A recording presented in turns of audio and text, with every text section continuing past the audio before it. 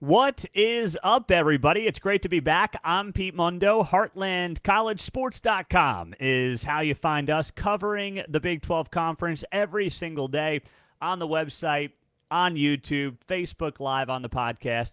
Thank you for being here as we put the bow on the college basketball season. My goodness, a record-setting March for us on the website. I want to thank you all for that. Couldn't do it without you guys sharing the articles, reading the articles on the website. We are growing YouTube and the podcast like crazy. This thing is blowing up, and it's because of you. You're sharing it. We're doing this at the grassroots level, and we are reaching millions of Big 12 fans every single month on our platform. So thank you. Now, let's get right to it. We watched UConn beat San Diego State in the championship game on Monday night. And I was sitting there watching this game and thinking, could we be watching two future Big 12 teams? Of course, we know that San Diego State's kind of been in the conversation. What does it look like with the Aztecs? What is their future? Is it in a Pac-12? Is it Brett Yormark being very aggressive out west and looking to a San Diego State? Those conversations have been out there, right? We know those rumors exist. Those reports exist. And then there's UConn, which might have seemed crazy up until a few months ago, since we started getting these kind of just these drip, drip, drip, drip, drip little things out there that are being floated about as to the possibility of Brett Yormark wanting to peel off some Big East schools, especially basketball-only schools, as he tries to build the ultimate super conference for college basketball. And I'm looking at UConn and saying, Big East team, winning a national championship. You know, UConn just won its fifth national title in 25 years. This team is a blue blood in college basketball. Like, UCLA has won one national championship in the past 48 years. But if you ask people who's the blue blood of those two teams, they would say, well, UCLA, of course, right? That's what they would say. But frankly, that would be an inaccurate assessment of which team is actually a blue blood. UConn with 5 national championships in a quarter century, that's the blue blood right there. So you're looking at this and you're saying, okay, San Diego State makes some sense if you want to go west. They have a good football program, brand new stadium. They've invested money in that. And then a basketball program that really has been pretty good now for the better part of 20, 25 years with Steve Fisher. And now, of course, to where it's at right now, you can make the case if you want to plant a flag in California. And UConn makes a lot of sense because of the basketball tradition, Brett Yormark wanting to get more into the New York City market, which he's done with this Rucker Park deal. So he's looking at it and saying, gosh, if you want to peel off a couple of Big East schools, UConn may be pretty attractive. But there's a catch with UConn that other Big East schools do not present, that Villanova, Georgetown, St. John's, and others do not present. And that is the fact that UConn does play FBS football. You know, the other schools play football, but they play like D1 AA FCS football, and a lot of them would not want to move up. They would say, sure, we'll join the Big 12 as a basketball-only member. We're happy to do that, right? They'll take some more money. They'll take some more coin, marquee matchups. They'd be down for that. But UConn's got the football program. And UConn may say, hey, we want full membership in the Big 12 Conference. And here's the thing. If I'm Brett Yormark, I am listening very, very closely, very carefully. And there's a multitude of reasons for that. Obviously, the basketball program stands for itself. We know what it's capable of. We know what it's been the last quarter century. This is not a blip on the radar, number one. Number two, the football program, I mean, it's not a good program by any stretch. It hasn't been terrible, though. I mean, is it going to be a powerhouse in the Big 12 anytime soon if UConn were to join? No, it's not. I mean, it's Northeast. It's college football. Where is the decent program? Heck, forget the good program. Where's the decent program? I mean, the last time Boston College was good was when Matt Ryan was quarterback in that team.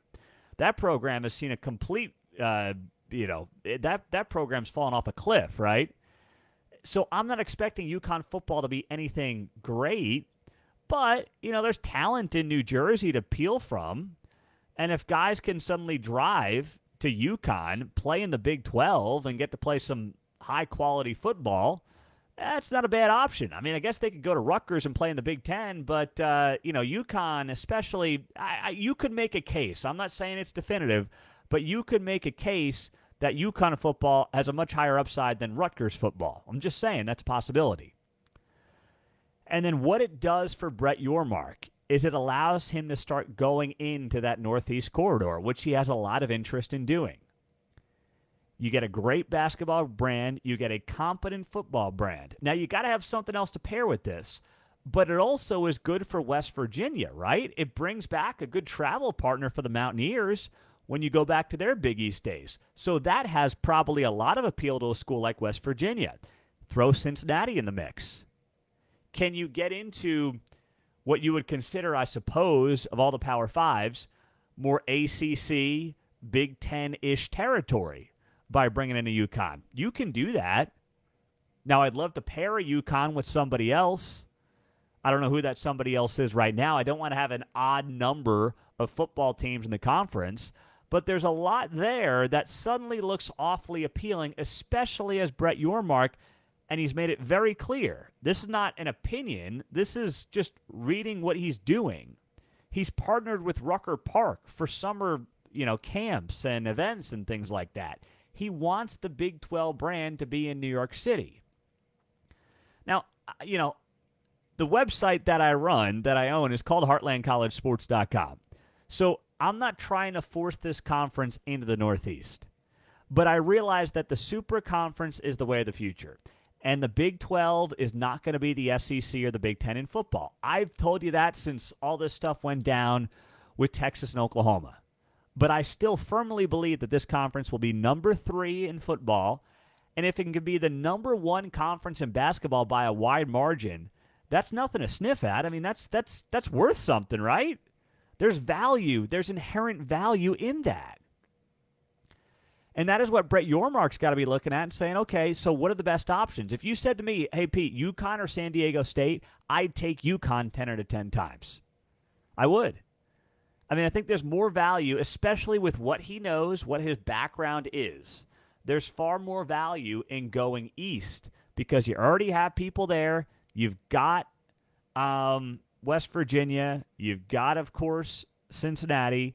You've got UCF coming into the mix. You've got things closer there than you do San Diego State.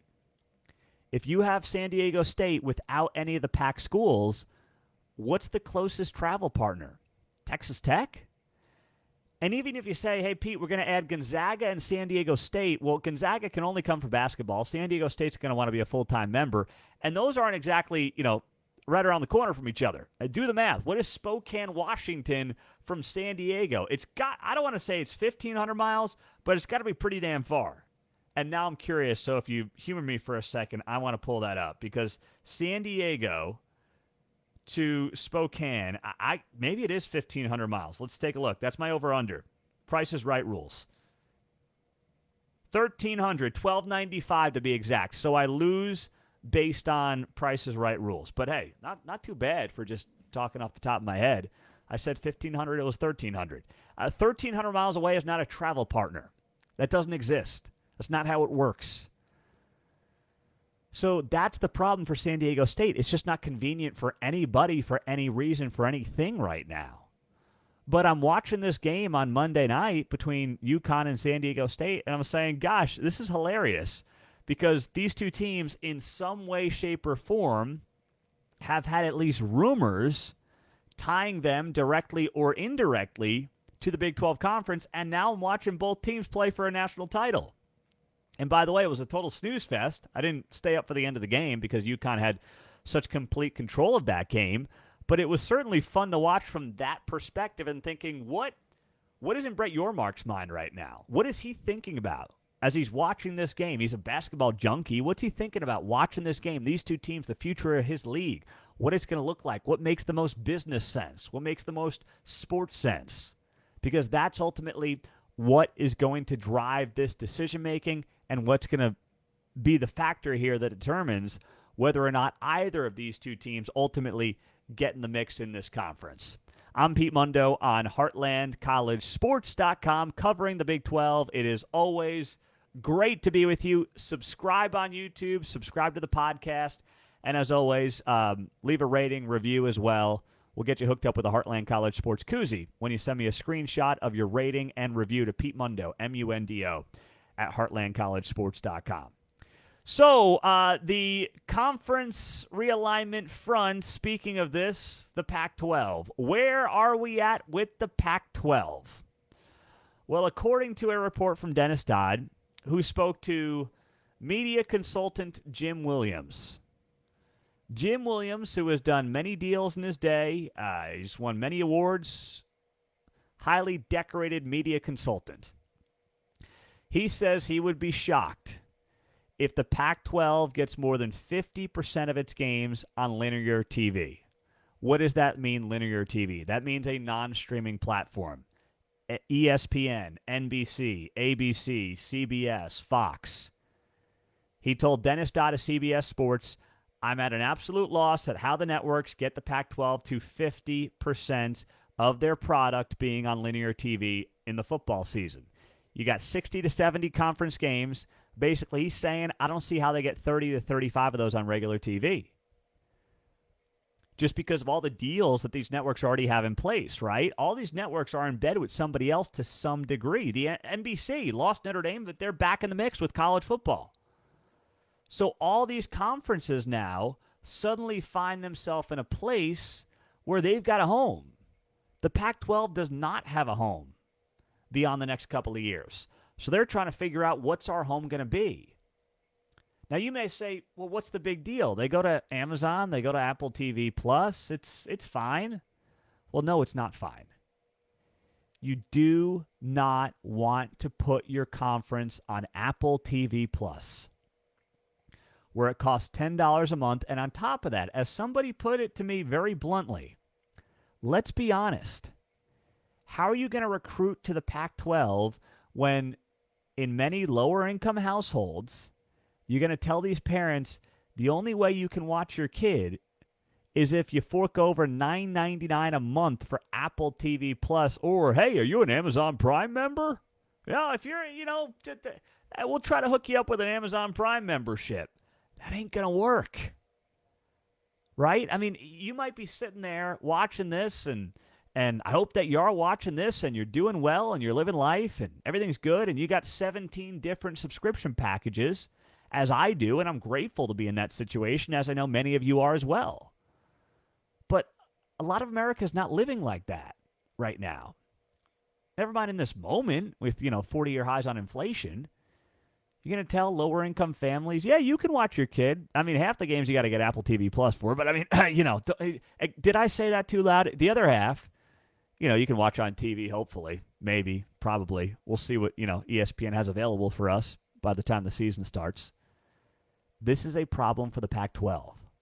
See, that's why Brett Yormark was smart here, because this is a zero-sum game. There is only so much time in the day. There are only so many TV slots available. It's a zero-sum game. The pot cannot grow infinitely. It's impossible. You've got really 11 a.m. Central to midnight to air college football on Saturdays. Once those slots are filled, there's nothing else available. So Brett Yormark jumped the gun on the TV deal. He beat the Pac-12 to market. He got a deal done, and he was smart to do that because he knew if the Pac-12 beat him to it, there was probably not going to be a lot of options available for him when it came to linear TV. He re-ups with ESPN and Fox. It's a win for them. They get a bunch of inventory. It's a win for the league. They get, about $32 million per team starting in 2025. And the Pac-12 is SOL, as they say, on the outside looking in. That's clearly what appears to be happening here. And Commissioner George Kliavkoff, it's been fairly quiet as of late. He's done a decent job holding this conference together. But I'm telling you, I firmly believe in the next few weeks there's going to be some movement on this front. There has to be. I mean, these presidents can say whatever they want, and these ADs can say whatever they want, but at some point, you got to have a TV deal. These teams work their budgets out, a year in advance. And they're doing a budget based off of revenues they don't know are coming beyond, 24, 25. And at some point, the business people are going to start to get a little jittery. What does our future look like? What are the options? The Pac-12 has zero leverage right now. Would you want to be the Pac-12 negotiating with anybody? What are you going to do? What are you going to say? How are you going to convince somebody to jump on board with you? It's a near impossible ask right now. And it's what George Kliavkoff, a lot of this is his own fault, but it's what he's tasked with doing. So I'm not sitting here having a lot of sympathy for the guy, but I am saying it's what he's tasked with doing, and it's a nearly impossible task. So that's where the Pac-12 is at right now. If you look at this article from Dennis Dodd, he goes on to note here, the Big 12 remains interested in an expansion effort that includes the Pac-12's four corner schools, Arizona, Arizona State, Colorado, and Utah. But of course, the reality is this, that the Pac-12 can get close to the Big 12's number of $32 million a year, then the Pac-12 probably stays intact. What does close enough mean? North of $25 million probably, right? What are the options then? The ION network and the CW network. ION is owned by Scripps General Entertainment Network. That's in 37 of the top 50 markets. CW is majority owned by Nexstar Media Group. Group of stations reportedly reaches 100% of U.S. television markets. But the only thing they do on the sports front right now is live golf. That's all they do. That's the only sports that they produce right now. So what kind of product are you actually going to get compared to ESPN and Fox and NBC has been doing this forever, right? It's like when golf went to, remember when the U.S. Open went to Fox a bunch of years ago and it was a total disaster? Fox does a lot of great work. Fox could not do golf to save its life. They could not do golf like NBC and CBS does golf. They stunk at golf. Just, you got to know what you're good at. And they swung and they missed, and that's okay. That happens in business. It's not a bad thing. But they were bad at it. The CW putting on the Pac-12, how's that going to go? Maybe they're going to be great at it, but it's a major risk as well. A major risk. So you look at this right now, and you say to yourself, okay, if this media consultant out of Washington, D.C., and once again, he talked to Dennis Dodd. His name is Jim Williams. He's one guy with an opinion, but he's certainly highly successful and highly knowledgeable in this field. If he's saying, I struggle to see how the Big 12, or the Pac-12, gets 50% of its games on linear TV in football, that's before expansion. And that may ultimately be holding up expansion here as well. If expansion is problematic, because, well, if we can only get half our games or barely half our games or not even half our games on linear TV, how are we going to expand? Because then the percentage of games that we're going to have on linear TV only goes down from there, right? If you add two teams, you've got 20% more content, and you don't have a place to put it on linear TV. And the Pac-12 will quickly be a dying brand if it goes to subscription only. It is not there. It's one thing for the NFL to do one game a week on Amazon. Amazon pays the NFL a fortune. I get it. But even that, according to reports, even that hasn't worked out for Amazon thus far like they thought it would in terms of increasing subscriptions and things of that nature. If the most popular sport in this country can't do it, what leads you to believe the Pac-12 is going to do that for Apple TV or for Amazon?